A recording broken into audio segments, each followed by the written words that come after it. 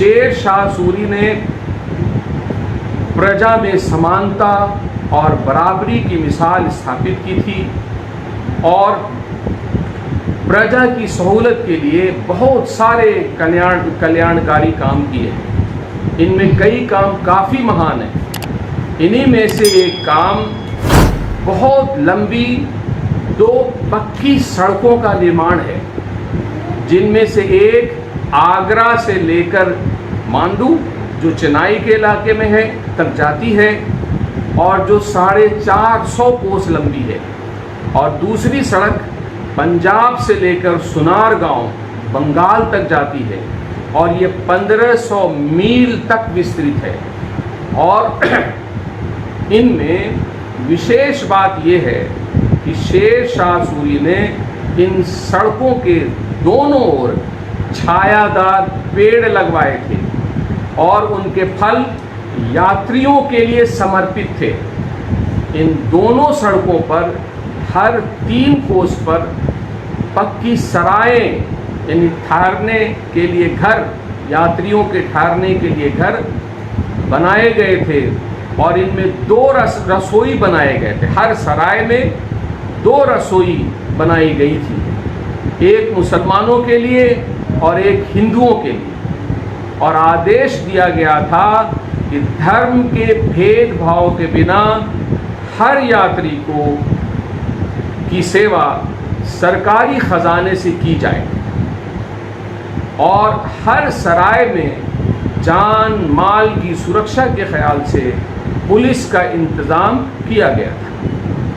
हर सराय के दरवाजे पर एक नक्कारा था और बादशाह की ओर से आदेश था कि जिस वक्त वह भोजन करे, यानी जिस वक्त बादशाह भोजन करने के लिए बैठ जाए, तो उसी समय तमाम यात्रियों के लिए भी सारी सरायों में भोजन परोस दिया जाए और आगरा से लेकर बंगाल तक सारे नक्कारे एक साथ बजा दिए जाएं।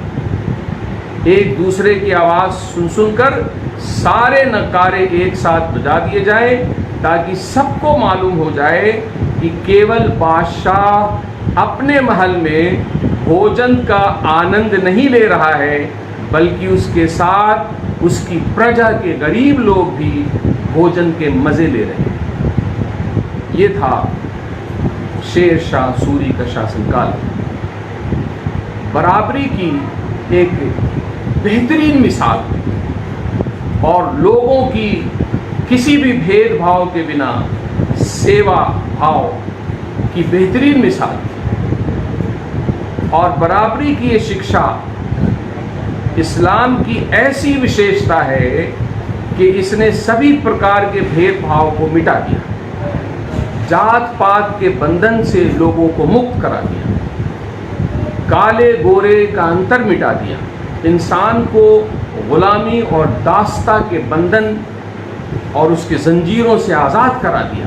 हम जानते हैं कि हज़रत मोहम्मद सल्लल्लाहु ताला अलैहि वसल्लम के एक सहाबी हज़रत बिलाल रज़ियल्लाहु ताला अन्हु मक्का के एक धनी व्यक्ति के ग़ुलाम थे, है ना, उनके ग़ुलाम थे उसके, और हब्श के रहने वाले थे। उनका रंग काला था। हज़रत अबू बकर रज़ियल्लाहु ताला अन्हु ने अपना धन देकर उन्हें आज़ाद करा दिया था। हज़रत मोहम्मद सल्लल्लाहु अलैहि वसल्लम ने उन्हें सबके बराबर लाकर खड़ा कर दिया, दूसरे लोगों के, दूसरे मुसलमानों के बराबर उस व्यक्ति को लाकर खड़ा कर दिया जो गुलाम था, जो रंग के एतबार से भी काला था, जो कुरैश का नहीं था, मगर कुरैशियों के बराबर लाके खड़ा कर दिया।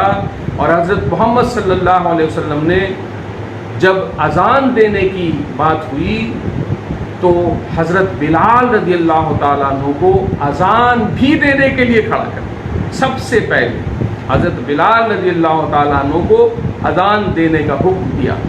हज़रत बिलाल रज़ियल्लाहु अन्हु इस्लाम के पहले मुअज़्ज़िन हुए, यानी अज़ान पुकारने वाले हुए, यहाँ तक कि वह खाने काबा की छत पर खड़े होकर अजान दिया करते थे। ये है बराबरी इस्लाम में और समानता की शिक्षा। इस्लाम ने सभी इंसान के एक बाप की औलाद होने की शिक्षा दी है और सबको बराबरी का ऐसा अधिकार दिया है कि भेदभाव और ऊंच नीच की जड़ काट दी है। इस्लाम में बड़ा वही है जो अल्लाह से ज़्यादा डरता है और परहेजगार है। यही कारण है कि आज भी अगर कोई व्यक्ति 5 मिनट पहले इस्लाम में प्रवेश करे, अभी 5 मिनट पहले भी अगर कोई व्यक्ति इस्लाम में प्रवेश किया, वो मुसलमान हुआ, तो वो बरसों पुराने किसी भी दूसरे मुसलमान के बराबर है ना। और इसका सबूत ये है कि वह व्यक्ति जब मस्जिद में जाता है तो एकदम बीच में जाकर खड़ा हो सकता है। किसी की मजाल नहीं है कि उसे ऊंच नीच के या जात पात या रंग के आधार पर उसके स्थान से हटा दे, कोई नहीं हटा सकता। और इस बात की ट्रेनिंग हर दिन 5 बार दी जाती है, हर रोज उसकी ट्रेनिंग दी जाती है कि सब बराबर हैं। मस्जिद में आए तो जिसको जहाँ पर स्थान मिल जाए, बादशाह हो उसको पीछे स्थान मिला तो वो पीछे रहेगा, और फ़कीर है उसे आगे स्थान मिला तो वो आगे रहेगा। उसको अपने स्थान से कोई नहीं हटा सकता। ये बराबरी का व्यवहार है और इसकी प्रैक्टिस भी कराई जाती है। प्रत्येक रोज़ 5 वक्तों में इसकी प्रैक्टिस कराई जाती है। इंसान को अगर ऐसी बराबरी का अधिकार मिलेगा, उसको मान सम्मान दिया जाएगा और उसके हितों की रक्षा की जाएगी, तो वह अपनी क्षमताओं का उपयोग पूर्ण रूप से कर सकेगा और राष्ट्र के निर्माण में अपना योगदान दे सकेगा और अपनी भूमिका निभा सकेगा।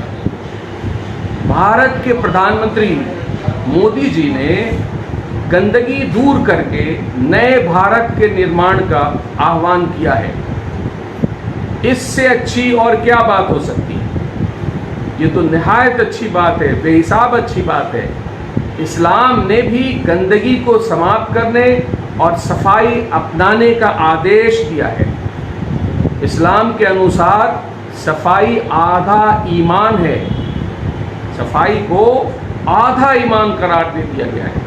हम जानते हैं कि इस्लाम ने हर रोज़ 5 बार नमाज अदा करने से पहले शरीर के उन अंगों को खूब अच्छी तरह से 3 बार धोने और साफ करने का आदेश दिया है, जो कपड़े से ढके नहीं होते।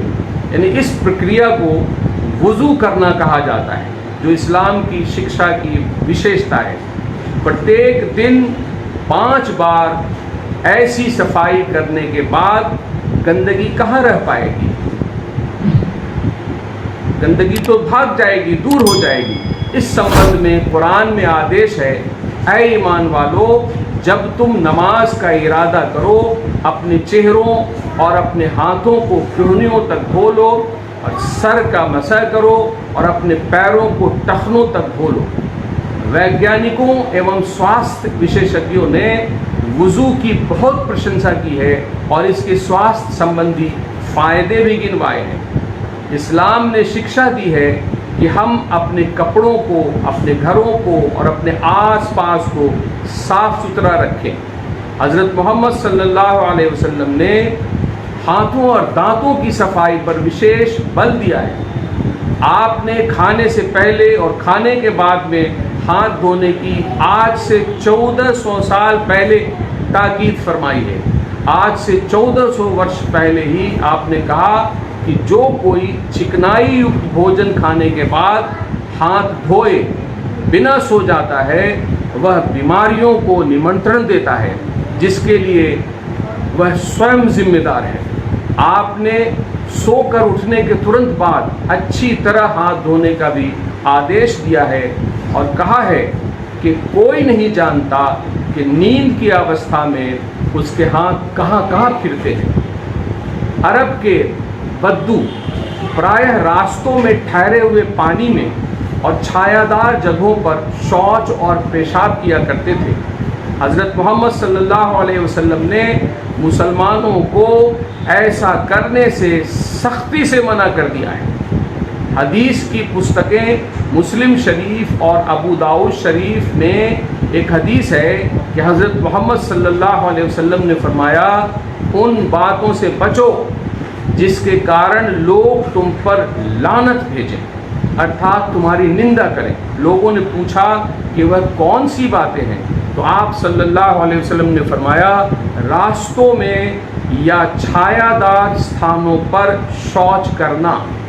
ये आज से 1400 साल पहले इस्लाम के पैगंबर हज़रत मोहम्मद सल्लल्लाहु अलैहि वसल्लम ने लोगों को समझा दिया था। अर्थात पवित्र कुरान की आयतों एवं हदीस से सिद्ध होता है कि आत्मिक पाकी के साथ साथ सामूहिक एवं सामाजिक सफाई सुथराई एवं श्रेष्ठता का ख्याल रखना ईमान का महत्वपूर्ण अंग है।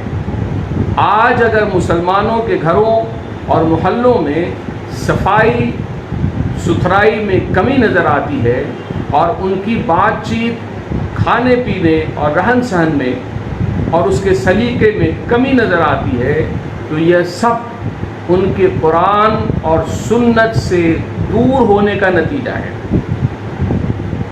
से दूर है इसीलिए ऐसा हो रहा है। इस्लाम ने जो तरीका बताया है और इस्लाम ने सफाई सुथराई एवं पवित्रता के संबंध में जो शिक्षा दी है, उस पर चलकर साफ और स्वच्छ भारत के निर्माण में काफ़ी सफलता हासिल की जा सकती है। इस संबंध में मुसलमानों की भूमिका बहुत महत्वपूर्ण है। इन्हें चाहिए कि जब इतना प्रभावकारी दिशा निर्देश उनके पास मौजूद है, तो वह इसका पालन करके अपनी सफाई एवं पाकी का भी ख्याल रखें और साथ में समाज के स्तर पर सफाई एवं स्वच्छता के अभियानों में भागीदारी देकर दूसरों को भी प्रोत्साहित करें और स्वच्छ भारत के निर्माण में अपनी भूमिका निभाएं। साफ सुथरे, स्वच्छ, समानता एवं भेदभाव मुक्त सभी नागरिक को बराबरी का अधिकार तथा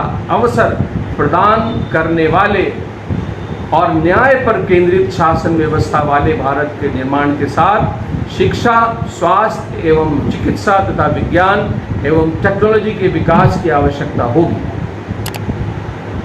समय 2-3 मिनट बचा है, देखते हैं जहाँ तक हो सके वो बातें आपसे करता हूँ। जहाँ तक शिक्षा की बात है, तो इस्लाम की इस क्षेत्र में बहुत महत्वपूर्ण भूमिका है। इस्लाम में शिक्षा पहली प्राथमिकता है।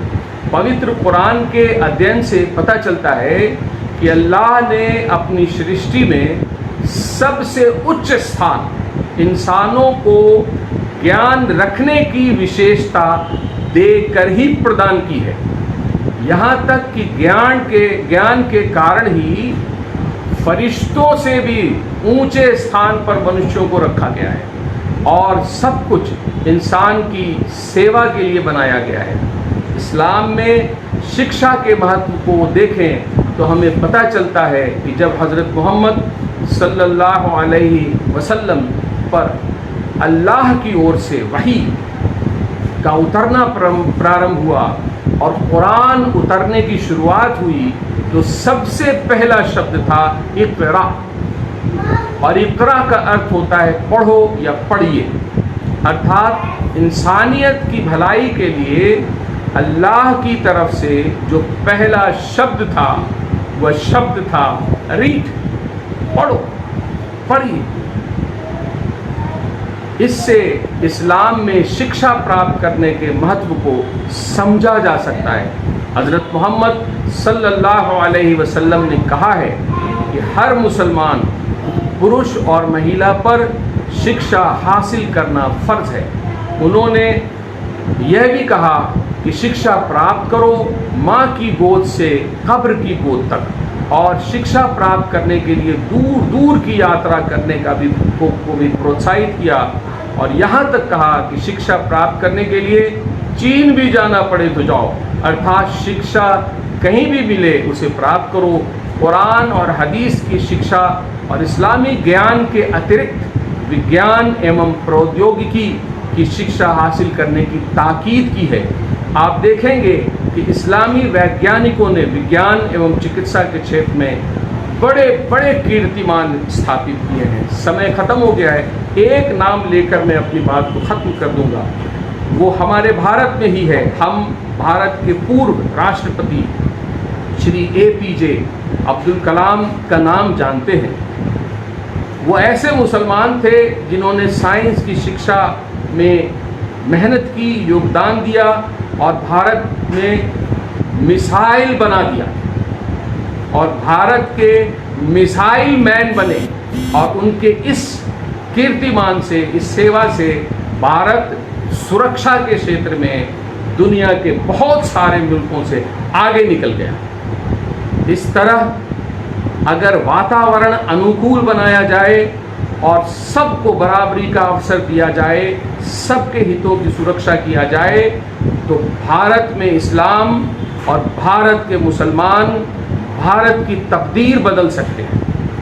एक नया भारत के निर्माण का जो सपना है उसे पूरा कर सकते हैं। सभी धर्म के लोगों के साथ मिलकर, सभी धर्म के लोगों का साथ लेकर, मुसलमान भी हर कदम पर साथ देकर हिंदुस्तान की तकदीर बदल सकते हैं, अगर इनको उचित अवसर प्रदान किया गया और इनकी क्षमताओं, इनकी योग्यताओं को समझा गया, सराहा गया, माना गया, तभी ये संभव है। धन्यवाद।